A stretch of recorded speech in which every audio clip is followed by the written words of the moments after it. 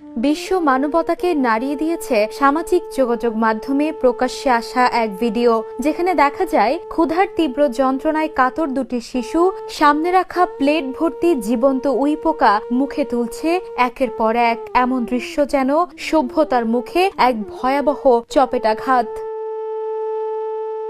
ভিডিওটি সামাজিক যোগাযোগ মাধ্যমে ছড়িয়ে পড়তেই বিশ্বজুড়ে নেমে এসেছে শোক আর ক্ষোভের ঢেউ। কেউ বলছেন মানবতা আজ মরে গেছে, আবার কেউ লিখেছেন পৃথিবীর কোথাও এখনো শিশুরা পোকা খেয়ে বাঁচে, এটাই সবচেয়ে বড় ব্যর্থতা।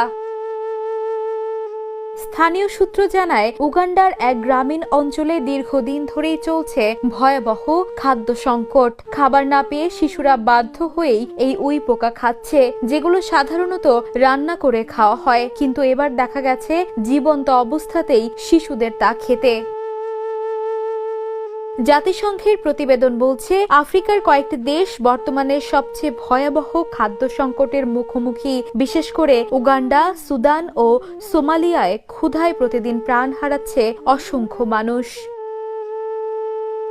বিশ্বজুড়ে ছড়িয়ে পড়া এই ভিডিও যেন চোখে আঙ্গুল দিয়ে দেখিয়ে দিয়েছে খাবারের অভাবে এখনো শিশুরা বেঁচে থাকার জন্য কিভাবে প্রতিনিয়ত মৃত্যুর সঙ্গে লড়ছে।